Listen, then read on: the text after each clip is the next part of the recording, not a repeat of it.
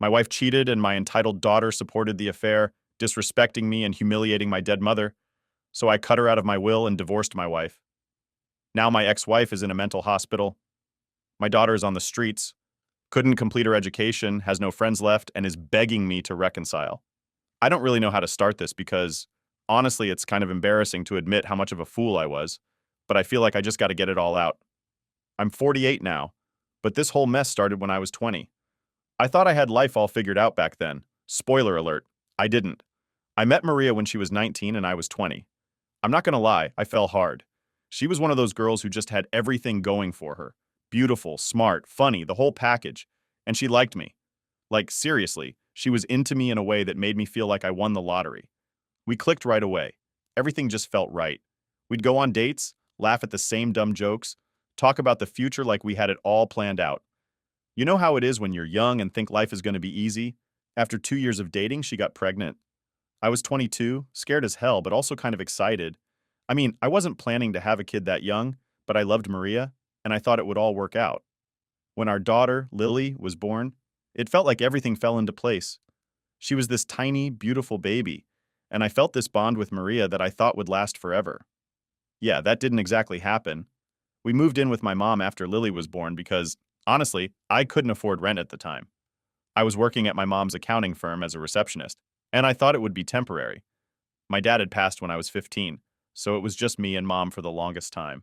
She was a strong woman, ran her own business, and took care of me after my dad died. So, when she offered us a place to stay, I jumped on it. Maria, on the other hand, wasn't thrilled about living with my mom, but I figured it was just a temporary thing and we'd get our own place soon enough. A couple of years went by and we actually did pretty well for ourselves. I got into programming, and this was when it was really starting to blow up. So I started making pretty good money. Six figures by the time I was 25. I felt like I was killing it. Good job, good wife, beautiful daughter. So naturally, I thought the next step was getting married. We tied the knot when I was 25 and Maria was 24. Everything was going great, or so I thought. But then, shit started to go sideways. When I was 29, Maria's dad had a really bad accident. Like, life-changing bad. He got paralyzed from the waist down in a car crash and suddenly, he couldn't work anymore.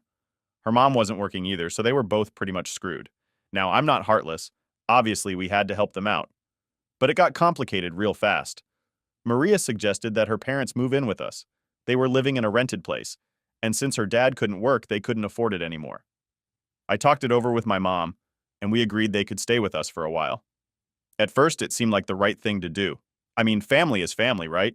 But having them move in made things tense. Maria's sister Hannah was around all the time too, and suddenly, our little home was crowded as hell. To make things worse, Maria started working part-time to help out financially. I didn't mind that, but it was like everything became about her family. I was handling all the bills, groceries, Lily's school fees, and now I had Maria's parents under my roof. And it felt like I was carrying all this weight on my back. I don't want to sound like a jerk, but it felt like I was living in their house, not the other way around. Then Maria dropped this bomb on me. One day, out of nowhere, she tells me she wants to use the money I inherited from my grandmother to buy a house for her mom, in her mom's name. Like, what?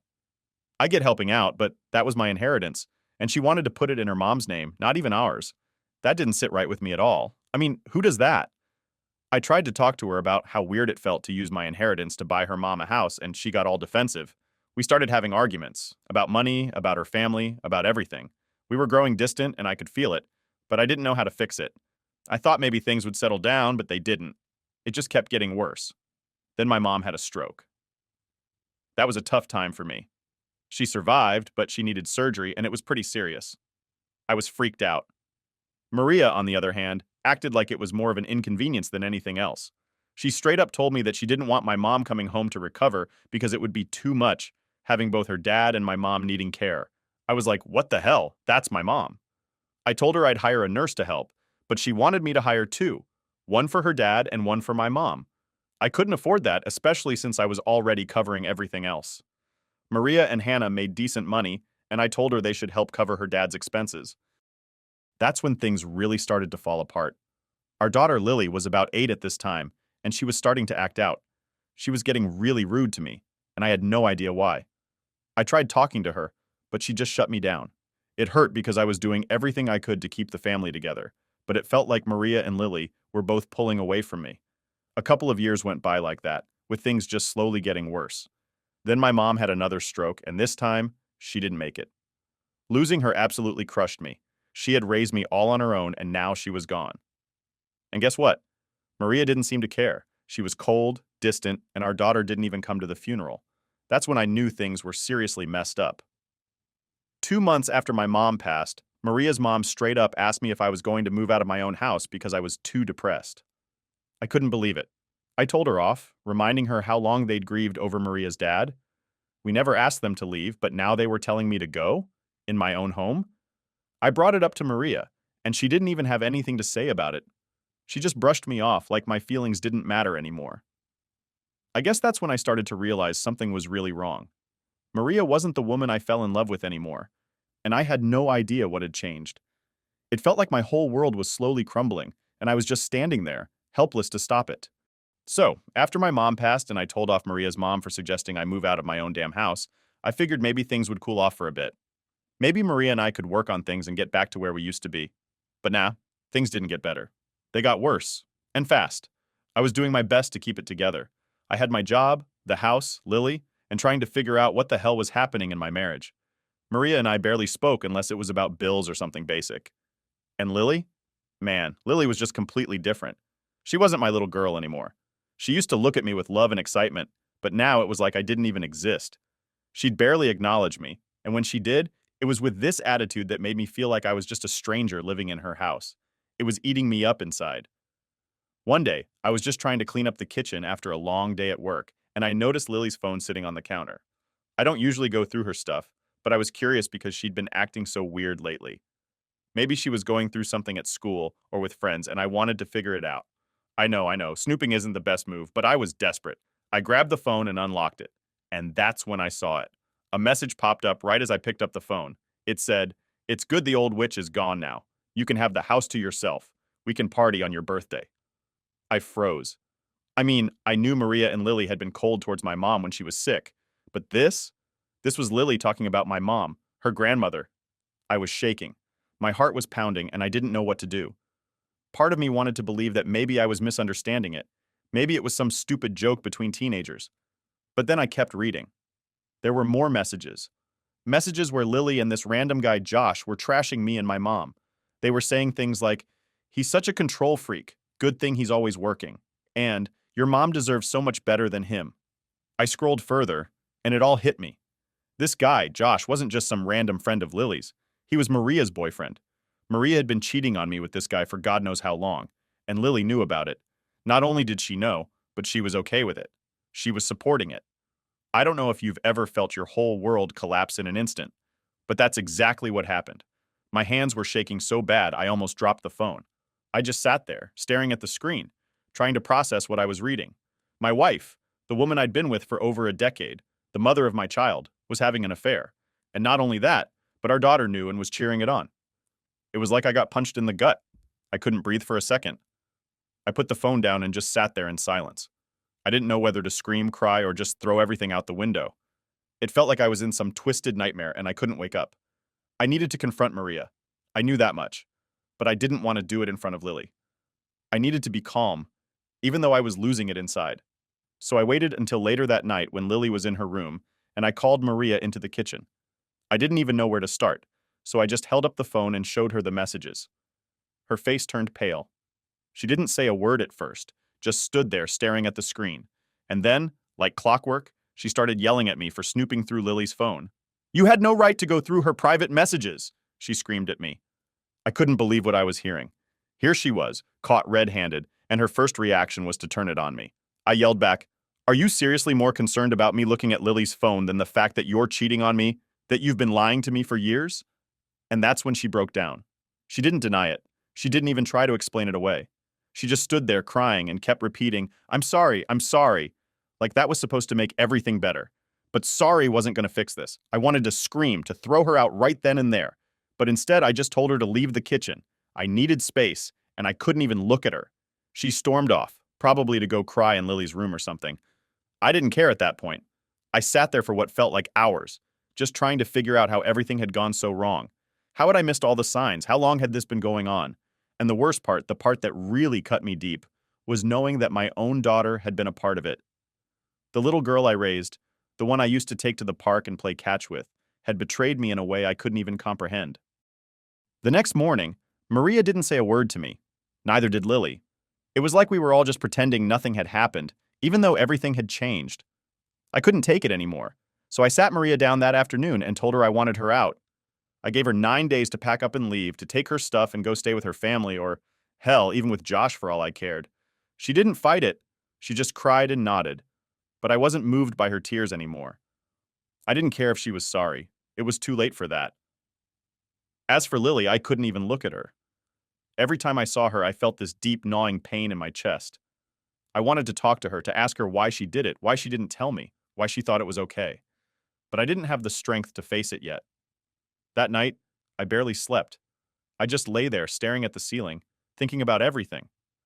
The lies, the betrayal, the fact that I didn't even know who my wife or my daughter were anymore. My life, the life I thought I had built for us, was gone, and I had no idea how to move forward from here. So after the whole thing with finding those messages on Lily's phone and realizing my wife Maria had been cheating, I was in a total daze for days. It was like everything I thought I knew about my life just came crashing down. I couldn't even function properly at work, but I forced myself to go just to avoid being in the same house as Maria and Lily. About a week after I told Maria to pack her stuff and get out, I came home from work and noticed that things seemed a little too quiet.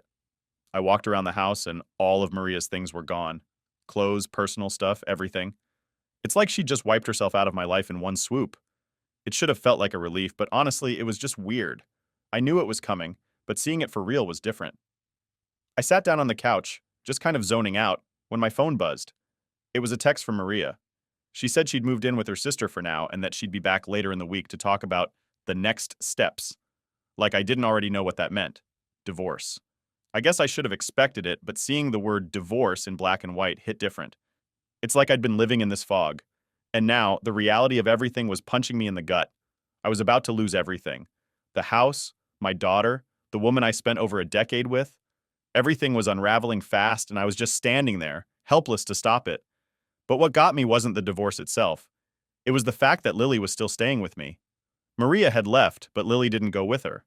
At first, I thought maybe this was a chance for us to talk, to figure things out. But man, I was so wrong. Lily barely even looked at me. It was like she blamed me for everything. And I get it. She was 15, confused, caught between her parents. But that didn't make it hurt any less. One night, about 3 days after Maria left, I decided I needed to confront Lily. I needed to know why she acted like I was the enemy. So, I knocked on her door, and after what felt like an eternity, she finally opened it. She looked at me like I was a stranger.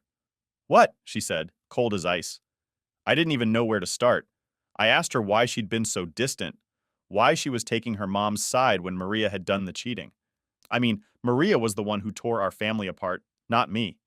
"You don't get it," she said, crossing her arms like she was the one who'd been wronged. "You're never around, Dad. Mom was the one who was always here for me. You were too busy with work." I couldn't believe what I was hearing. I'd been working my ass off to provide for both of them. And this is what she thought? That I didn't care because I wasn't around 24/7s? I tried to explain that I had to work to keep us going, to pay the bills, to give her the life she had. But she wasn't having any of it. She just kept repeating how her mom needed someone, and that Josh, the guy Maria was cheating with, was there for her in ways I wasn't. It was like a knife to the heart. My own daughter was defending the guy who destroyed my marriage, like I was the one who messed everything up. I tried to stay calm, but inside I was boiling. How could she be so blind? "You're seriously defending him?" I asked, trying to keep my voice from shaking. "He's the reason your mom and I are splitting up. He's the reason our family is falling apart." She just shrugged. "Maybe if you were around more, Mom wouldn't have needed him." That was it. I couldn't hold back anymore. Needed him? She didn't need him, Lily. She chose him. She chose to betray me, betray us. And you're okay with that? Lily looked away, and I could see tears welling up in her eyes, but she wouldn't let herself cry. "It's not that simple, Dad." I didn't know what else to say. I just stood there staring at her, realizing that whatever bond we had was broken. She wasn't my little girl anymore, and I didn't know how to fix that. "I'm sorry," I said, even though I wasn't sure what I was apologizing for. I guess I just didn't know what else to say. But she didn't respond. She just closed the door in my face, and that was that. That night, I laid in bed thinking about how everything had gotten so messed up. How did it come to this? When did Maria and I drift so far apart that she felt the need to cheat? When did my daughter stop seeing me as her father and start seeing me as the bad guy? It's like I'd lost everything, and I didn't even know when it happened. The next morning, I woke up to a note on the kitchen counter. Lily had left early to go stay with Maria at her sister's place. The note was short, just a quick, "I'm staying with Mom for a while." No explanation, no apology, nothing. She was gone, just like Maria. I spent the next few days in a sort of limbo, not really knowing what to do with myself. I went to work, came home to an empty house, and repeated the process. It was like I was stuck on autopilot. But then, a couple weeks later, I got a call from a lawyer. Maria had already filed for divorce, and she wanted to move forward with splitting everything up. I couldn't believe how fast it was happening. It felt like just yesterday we were a family, and now I was getting legal papers telling me it was all over. I called up my buddy Greg, who's a lawyer, and he agreed to help me out with the divorce. He told me to gather all the proof I had, texts, messages, anything that could help me in court. So I did just that. I dug through every message I'd saved, every bit of evidence of Maria's affair, and handed it all over to Greg. The divorce process was brutal. Maria didn't even try to deny the affair, but she still wanted half of everything, half the house, half the savings, and of course, spousal support. I was pissed, but Greg told me to stay calm and let him handle it. I trusted him, but it was still hard to sit there while Maria's lawyer made me out to be the bad guy, claiming I'd been emotionally distant and neglectful. Like, really? I was the one working my ass off to support the family while she was out screwing around with Josh. Eventually, we settled. Maria got half the house, some spousal support for a few years, and Lily decided to stay with her. I didn't even fight for custody. By that point, it felt like my daughter had already chosen sides, and I didn't have the energy to fight for someone who didn't want me in their life. After the court stuff was over, I came home and just sat there in the empty house, thinking about everything. It was all gone. My family, my marriage, my daughter, everything I thought I had, just gone. All I had left were some pieces of furniture and a few fading memories. But even though it felt like the end, I knew deep down that it wasn't. It was just the beginning of something else. I just didn't know what that something was yet. I guess I should have known things would get worse after the divorce. But I kept hoping maybe there'd be some kind of light at the end of the tunnel. Spoiler, there wasn't. After everything went down with Maria and Lily, I was left in this weird limbo. Just me rattling around in this house that didn't feel like mine anymore. You'd think after Maria moved out, I'd feel some sense of relief, right? But honestly, the silence was suffocating. I didn't see much of Lily after she left that note saying she was going to stay with her mom. I didn't reach out either because at that point, I didn't know if I even wanted to. I know that sounds harsh, but it's like, how do you come back from finding out your kid was basically on the side of the guy who helped destroy your family? I kept thinking back to that text she sent, where she called my mom the old witch. That one message haunted me for days. I just couldn't wrap my head around it. A couple of weeks after the divorce was finalized, I started getting calls from Maria's family. Her sister Hannah, her mom, even some cousin I hadn't talked to in years. All of them calling me, trying to smooth things over, as if this was something that could be patched up with a quick conversation. They kept saying how hard things were for Maria now, how she wasn't handling the breakup well, and how Lily was caught in the middle. Like, no shit, she's caught in the middle. That's what happens when you let your daughter be a part of your affair.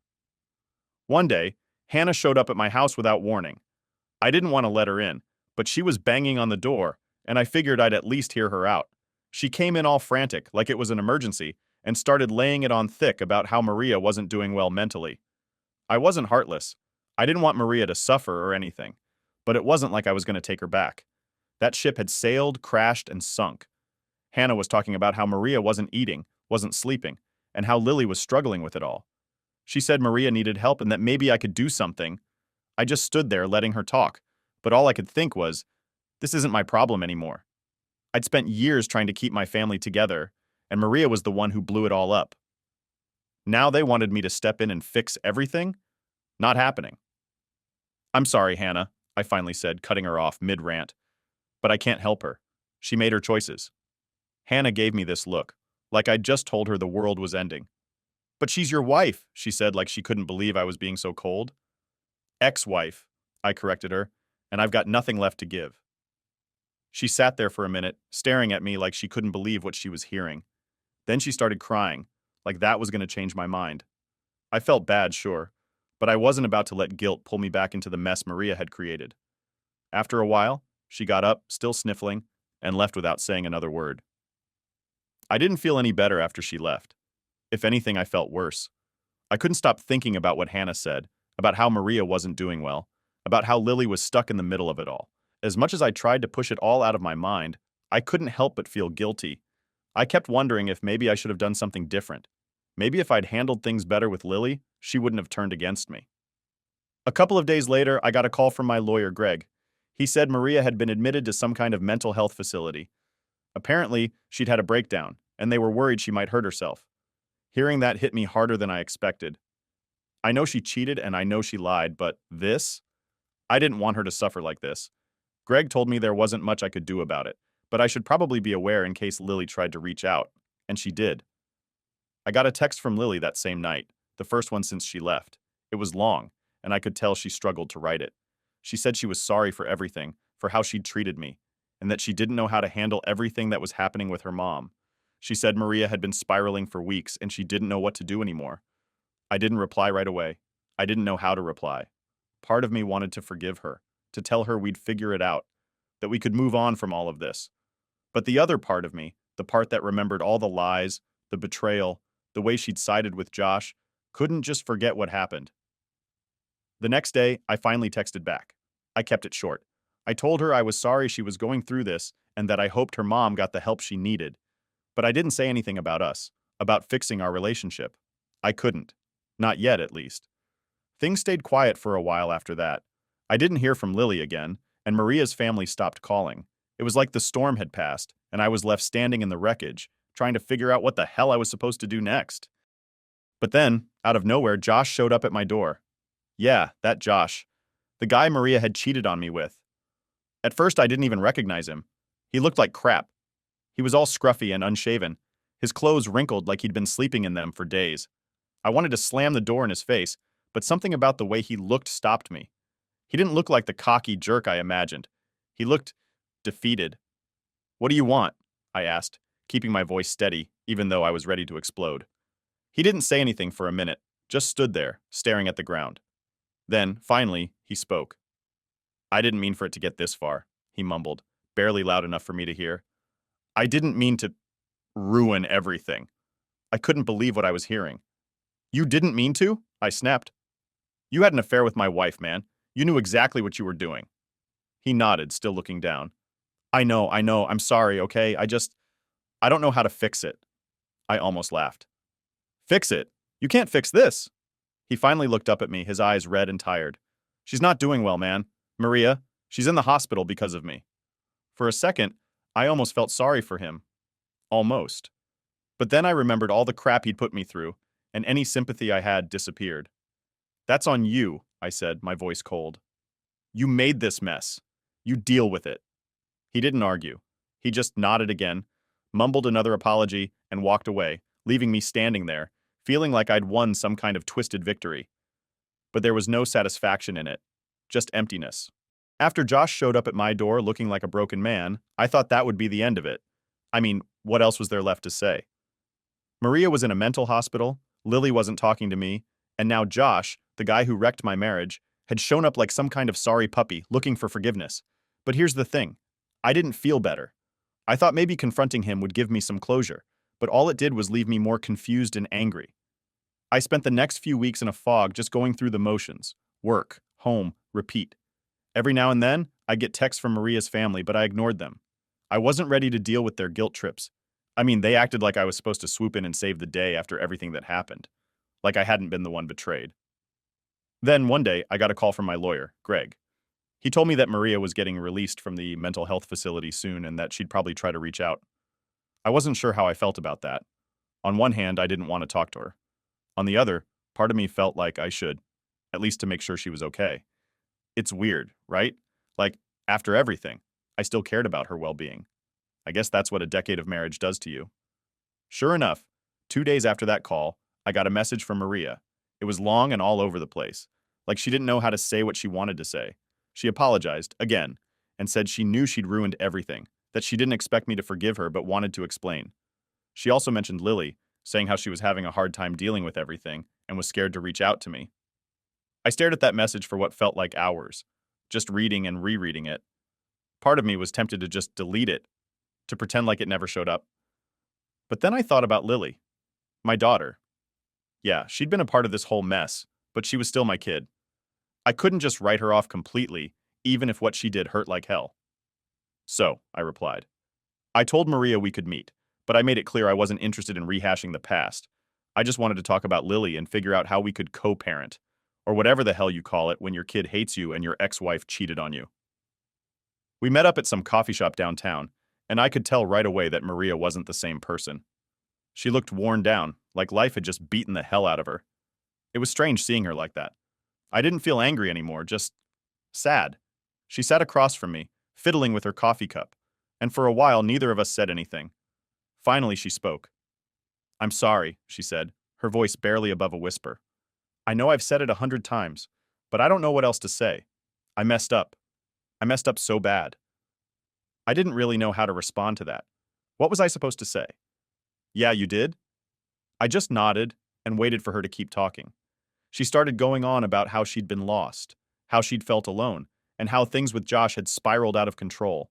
She said it wasn't an excuse, but she needed me to understand that it wasn't about me not being enough. It was about her feeling empty inside. I didn't say anything. I wasn't there to dig into her feelings. I just wanted to get through the conversation. Then she brought up Lily. "She misses you," Maria said, looking up at me with these tired eyes. "She won't admit it, but she does. She's just scared." "Scared of what?" I asked, genuinely confused. "I never did anything to her." Maria sighed and rubbed her temples. "She's scared because she knows she messed up too. She feels like she betrayed you and she doesn't know how to fix it." I didn't know what to say. It hurt to hear that, but at the same time, it made sense. Lily was a kid caught up in something way bigger than she should have been, and I hadn't exactly made it easy for her to come back from that. "I don't hate her, I finally said, my voice low. I don't know how to talk to her anymore." Maria nodded, like she understood. "Maybe just start with that. Tell her you don't hate her." After the conversation with Maria, I decided to reach out to Lily. I wasn't expecting anything. I figured she might not even respond, but I couldn't just keep pretending she didn't exist. So I sent her a text. It was simple, just me telling her that I didn't hate her, that I still loved her, and that I wanted to talk when she was ready. A few hours later, my phone buzzed. It was Lily. She replied, saying she was sorry for everything and that she missed me too. She said she was scared that I wouldn't want her in my life anymore. That hit me hard. No matter how angry I was, I never wanted her to think I didn't love her. We agreed to meet up for lunch a few days later. When I saw her walking toward me, my heart felt like it was in my throat. She looked nervous, and I could tell she'd been crying before. But when she saw me, she smiled. This small, hesitant smile that reminded me of when she was little. We sat down and talked for hours. Not just about what happened, but about everything. Her school, her friends, how she'd been dealing with Maria's breakdown. I realized then that I'd missed out on so much while I was stuck in my own anger. I hadn't been there for her when she needed me, and that was on me. By the end of the lunch, we weren't magically fixed or anything. There was still a lot to work through, but it felt like we were finally on the right path. Like maybe, just maybe, we could figure things out. As for Maria, she's still struggling. She's trying to rebuild her life, and I hope she finds some peace. I'm not angry at her anymore. I think I've finally let that part go. I'm not saying we'll ever be friends, but I don't wish her any harm. In the end, I guess life doesn't always turn out the way you expect, but you deal with it, pick up the pieces, and try to make something out of what's left. That's all any of us can do, really.